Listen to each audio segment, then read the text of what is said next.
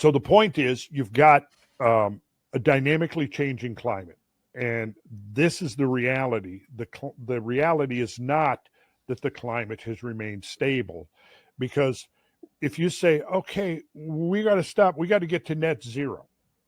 Okay, let's say we get to net zero and we are introducing no additional carbon dioxide into the atmosphere.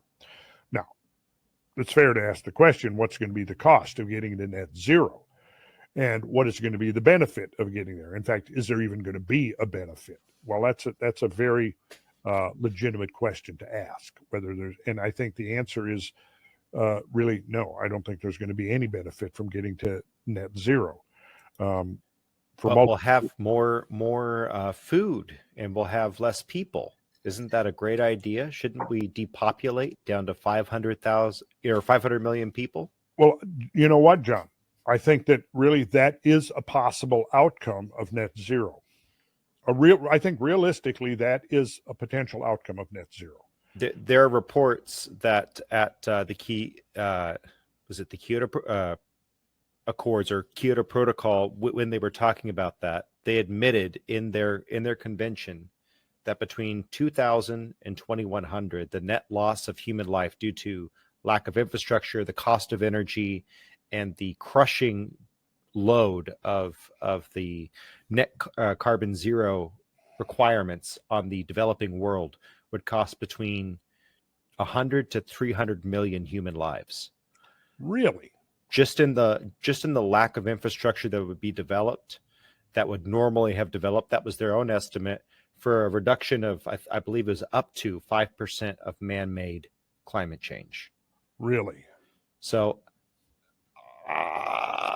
is 5% of anthropogenic climate change worth up to 300 million human lives? I don't know. I don't think so. Well, it would be beyond our discussion today, but to look at the physics of carbon capture, thermal capture by carbon dioxide. And basically, this is the thing that the proponents are either dismissive of, or they really try to get around this notion that we're pretty much at the limit of the thermal capture of carbon dioxide right now as we speak.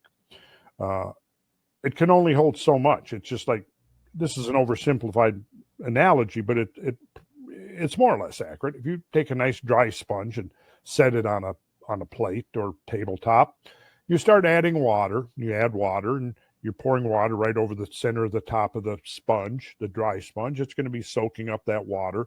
Keep soaking it up until it gets saturated. Then what happens? Well, after it gets saturated, it can't hold any more water. The water just starts leaking out, flowing out, right? Same thing with the carbon dioxide envelope, if you will. It gets saturated, and then it doesn't capture any more heat. And what it does is it captures that heat. It then directs a certain percentage of that back towards the surface of the earth. You know that what happens is you've got the shortwave radiation coming in that can pass through the insulating layer of carbon dioxide. So it absorbs into the material of the earth, whether it's the oceans, whether it's the land, whether it's forests, it's soil, whatever. It absorbs into the solid mass of the planet. It's then re-radiated at a different wavelength, a longer wavelength, and the carbon dioxide up to a point is more or less opaque to that longer heat that's coming up, and it absorbs some of it escapes out into space, but a lot of it then is reflected back to the earth, and that is where the warming is supposed to come in. There's problems with that though. Once it gets saturation, and it's interestingly that the wavelengths, the capture wavelengths, the capture window of carbon dioxide is 15, 16, 17 microns, okay? Well, that also happens to be the main window, thermal capture window for water vapor, see? So already that window is mostly obscured by the presence of water vapor. You add in the carbon dioxide, whatever leakages there were within the transparency of that window have now been filled up by carbon dioxide, and that takes place within the most roughly 50 to 100 parts per million composition in the atmosphere, right? And then from there on, the thermal capture ability diminishes like an inverse logarithmic curve. So each increment is of additional heat added to the insulating carbon dioxide blanket is only going to capture 1/10 of that amount, and then it'll dissipate. I can actually pull up graphs here, and you can see it's quite dramatic. But that's been well known. That's been well known function of how carbon dioxide works for 120, 130, 140 years, for quite a while now.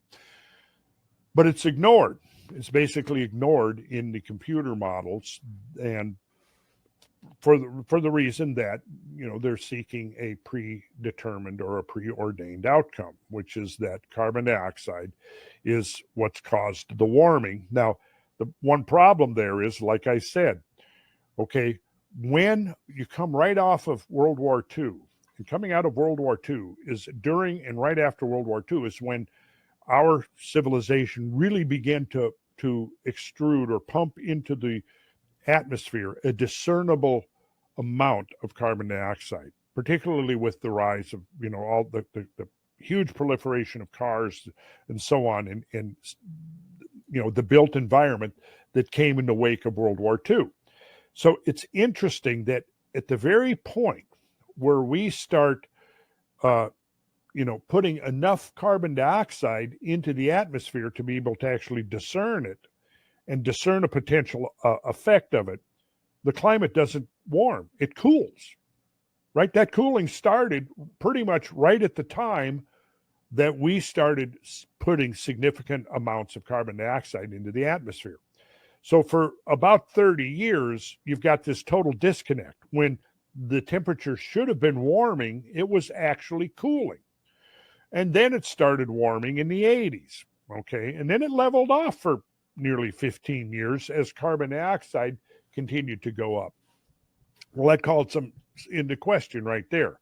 It's a question, well, okay, so you've got to explain why we went into a 30-year cooling period exactly commensurate with the point in our society that we started putting a lot of carbon dioxide into the atmosphere, enough that it would have had a discernible effect on the temperature.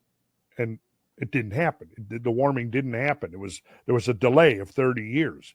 I could pull up a graph here in a minute. We could look at it, or we'll save it for another one, where you can actually see the trend going up in the first part of the 20th century. And then for 30 years, it's trending down, and then it starts up again. So what's the explanation there? Well, it's just ignored. If you go through, and again, we can look at the graphs because they're very interesting, but if you look at the concentration of carbon dioxide in the global atmosphere since the beginning of life, what you see is that for most of Earth history, it's been way above what it is now. It's been 1,000, 1,500, even up to 2,000 parts per million. Right now, it's at about 420. During the peak of the Ice Age, it was 180 parts per million. If the ice core data is accurate, okay? That's a whole nother discussion, because I think it's possible that some of the ice core data is not accurate. But there are other ways of determining carbon dioxide concentrations in the atmosphere. One is the stomatal density in fossilized leaves, and we'll save that for another time. But it's basically how leaves take up carbon dioxide during photosynthesis is through the stomatal apertures.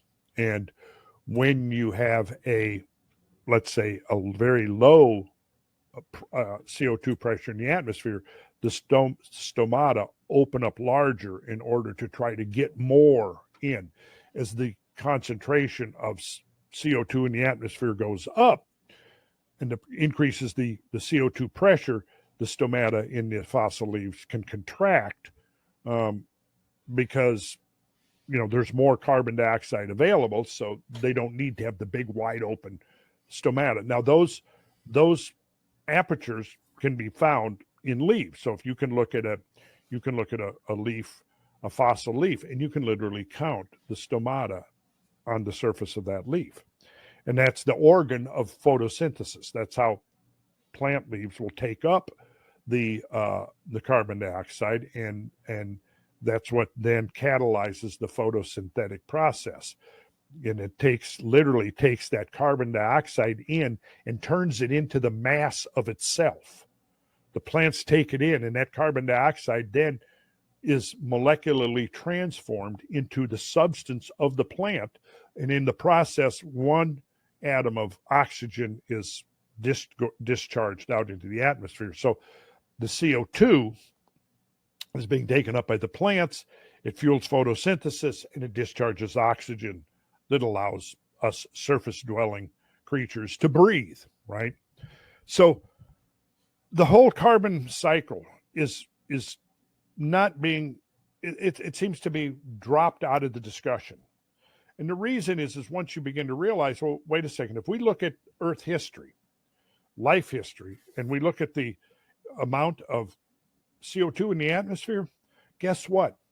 What's the lowest it's ever been that we can see? Well, the lowest it appears to have ever been was during the last ice age. And it ain't much higher than that right now. In fact, during the ice age, it appears to have dropped to about 180 parts per million. Now, right now, it's about 420 parts per million. For most of Earth history, life history, it was 2 and 3 times that much, right? And life proliferated, right? But when you have 180 parts per million, you're sort of hovering over a very critical threshold.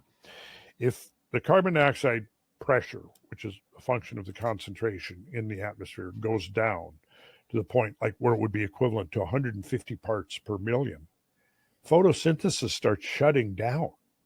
Plants, literally the biosphere starves to death. It's not getting enough carbon dioxide, and it starves to death. If it got to 150 parts per million for any sustained period of time, we're looking at the death of the biosphere. We're like this close, right? Now, at the dawn of the Industrial Revolution, it was about 280 parts per million. Okay. Well, we've created a little safety margin in there. Good. But we're still at the lowest that it's been, at least according to the records, the reconstructed records, at the lowest it's been in the whole of life on Earth, which is normal. Well, if we only look back, a few centuries, and that's our gauge for normality, that's going to give us a different picture than if we look back, a few 100,000 years or a few 100 million years. See, and what you see is that where we're at now, I think we're just coming out of a carbon dioxide drought. It could be that maybe agriculture was not even viable until the ice age had wound down and was over. Because here's what happens. If you cool the earth, right, and I think that the big driver of climate change and temperature change of the earth, that the control knob is not carbon dioxide. Carbon dioxide contributes, yes, it does. But the real knob is that big orange thing that you see up in the sky. You may have noticed it. A little bit. That big orange thing up there that, if it, we know it's extruding heat because, hey, when it goes down at night, it gets, it gets a lot cooler, doesn't it? And when it comes back up in the morning, it gets warm again. So I think we could make that association there with a high degree of confidence, right? Well, if we assume that the sun is a much more variable star than had been previously assumed, you've heard of probably the solar constant, right? Well, this was the model of the sun that prevailed up until we started looking at direct solar radiation changes, especially after we started we launched solar observing satellites in the early 90s. Interestingly, at the same time, we really started collecting real-time data on the sun and proxy data of solar changes, because there seems to be a direct connection between the isotopic composition in the atmosphere and the amount of solar radiation, the intensity of solar radiation. If you, for example, if the sun, if you're in a period of solar maximum, right? There's a pressure. The heliosphere, the Earth is bathed in the heliosphere, which creates a pressure, which serves as a blanket that prevents galactic cosmic rays from reaching the surface of the Earth.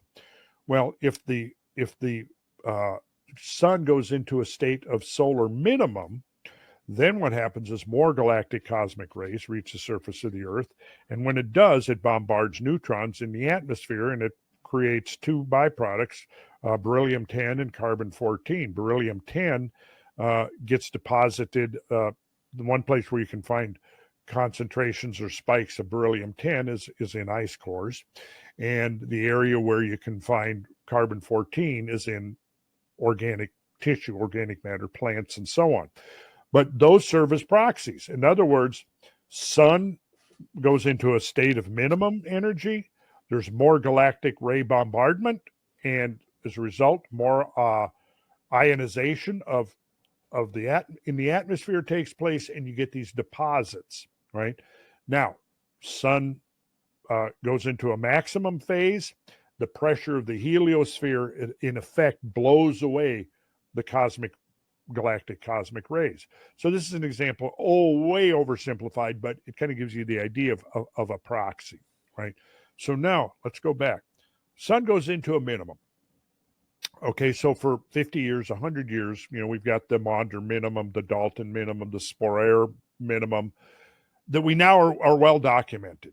And we can look at the proxies, and then we can actually, if we're talking about the last 1,000 years, say, we've got the proxies, but then we can corroborate those proxies by the historical record, which exists. People are saying, oh my God, it was cold.